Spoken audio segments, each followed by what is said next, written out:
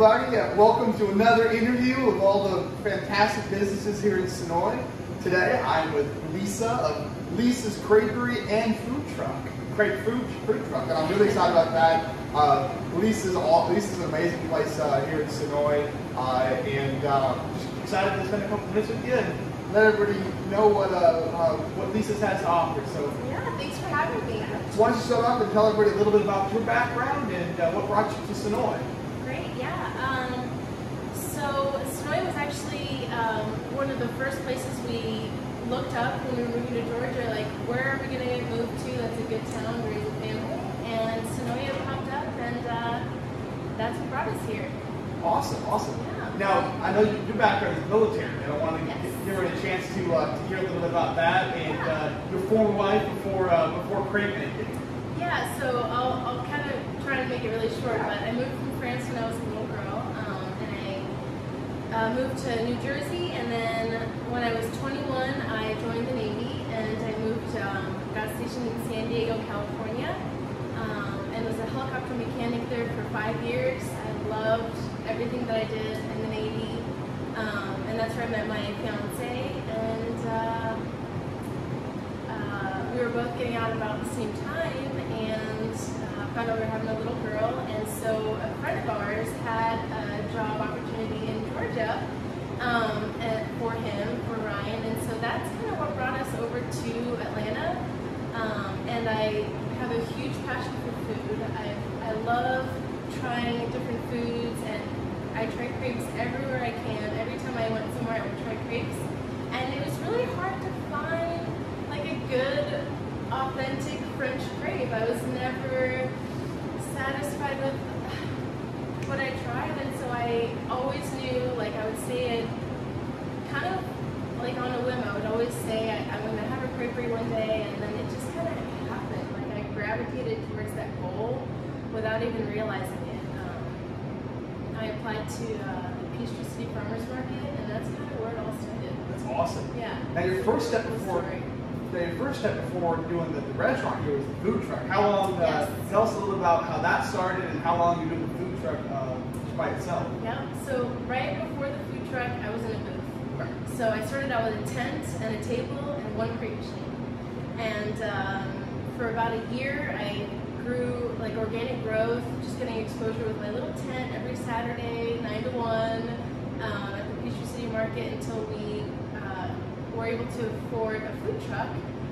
So for the first 2 to 3 years of the business, we did farmers markets, and then the food truck, more caterings, private events, movie sets, celebrity events. We catered for like Cam Newton, Tyler Perry, Oprah, the Clintons. That's awesome. Ludacris. All these amazing opportunities came our way from Atlanta, and then yeah, the food truck really started everything, and it was really hard, a lot of hard, long hours, and then another opportunity came for this amazing location in Sonoy that I was so grateful was given to me, and then 5 years later, here we are. That's awesome.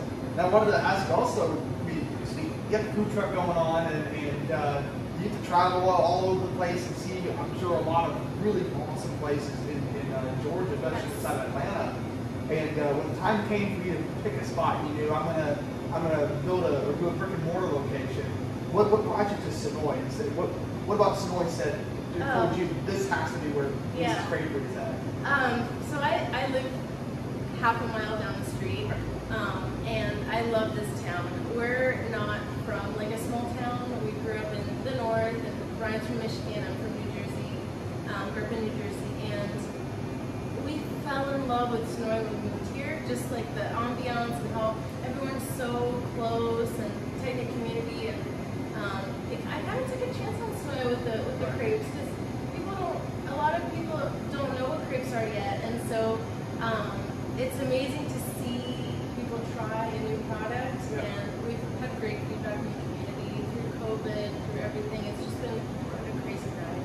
Now, I was going to ask you that next. So, for people who aren't familiar what a crepe is, from a crepe connoisseur, I think I can pretty confidently say you're the crepe expert, for sure in Sonoy, probably on the south side of Atlanta at least. So for people who don't know what a crepe is and whether they have one or not, what is a crepe? What makes it unique, and what's French about it? So a lot of people will say it's a really thin pancake. I'm starting with that just because it's not a really thin pancake. It's kind of like a healthy sandwich. Like, it's a really thin batter that's spun on a griddle, and then it's filled with all kinds of yummy ingredients. You can have savory, you can have sweet. The Nutella strawberries are bestseller. Yeah. That is just, you know, sweet and delicious. You can rip it up and like eat it on the go or in a to-go box or whatever. And then you can have savory ones with big cheese or just all kinds of healthy ingredients. And the batter is really the core of Lisa's Crêperie. They're my grandmother's recipe, and they're really special, just down to the batter. And then, like I said before, I'm a huge foodie, and so I put the best ingredients that only I would eat in my crepes. So I think I covered the That's all good. That's all good. No, it's all good. It's all good. So we're sitting here. I don't know if the camera can catch it all, but we're sitting here in front of your menu, and I wanted to ask, what's your favorite savory crepe and what's your favorite sweet crepe? So there is one crepe on the savory side called Lisa's Crepe.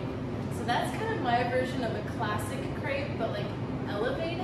So it's a classic ham and Swiss, and then I add goat cheese, balsamic glaze, and basil pesto, and a little bit of fresh pepper. So that's my favorite on the savory side. And then on the sweet side, the Nutella banana is kind of what I grew up with. So that's just a classic French sweet crepe. Right. That's my favorite. Awesome, awesome.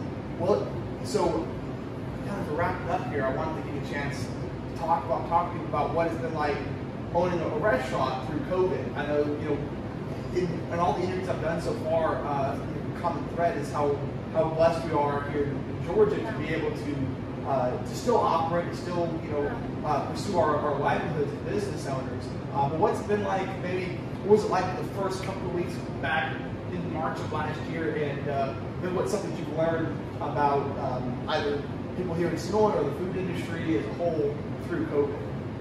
So we're so blessed to be in a tight-knit community because, I mean, as soon as COVID hit, all of our festivals, the business started on festivals. Like, the food truck would go to the biggest festivals in Atlanta. Like, that's what kick-started everything for us. Right. And one by one, they started to drop. Canceled. And I was like, what are we going to do to keep our staff employed? Like, that was my biggest worry, is closing the doors and keeping my staff employed. So we figured out that we were going to put a post on Facebook and see if people wanted us to come to them and come serve them in the comfort of their homes. And so we had a huge response from the community, like hundreds of comments of people like telling us to come to their neighborhoods. And we just grinded through it, like morning, lunch, and dinner, 6 days a week, starting in March, and we just served every neighborhood in the metro Atlanta area and down here, and we just didn't stop. We hustled and grinded through it, and had tremendous support. That's awesome. It's been a common thread already through businesses that I have done, and it's certainly no different with what I would do. That, I mean, Sonoma, it's beautiful and just Mike's slogan, you know, perfect setting for life. But man, everybody here is grinding. I mean, it's pure blood entrepreneurs, people who no matter what life throws at them are gonna make it work. So I'm so excited that Lisa is still here, and I have to admit, last year when I was working prior to convention, I didn't really get a chance to get out during the daylight hours, so I think I missed out on a lot of really good crepes. But I'm really excited to get caught up on those. But now, last question: going forward in 2021, any new cool things that you want to let people know about, even if it's a crepe idea that you're thinking of? What's something people can look forward to at least for next year? Well, I was focusing on a second location. I'm still searching around for a good spot. Maybe Pond City Market somewhere. I don't know yet. We've been so blessed with the overwhelming success of this location that we just want to be able to give perfect customer service, and we're kind of focusing on this. And takes us next year. Awesome. Yeah. Well, that's really exciting. I'm really happy for you. Slow growth. Yeah, well, I'm happy that you all are here, and it has such a great location. Lisa is right on the main corner here in Sonoy, so you can't miss it coming in. Next time y'all are in town, make sure to stop in, whether it's morning or afternoon or night. There's a crate for every time of day, and Morning, lunch, and dinner. you have to make sure you stop in here. So, Lisa, I really appreciate you taking a couple minutes out of your day. Thank you And so much. really excited that you're a part of the Park Bench community, and excited to follow up and do more videos like this in the future. Us too. Thank you so much.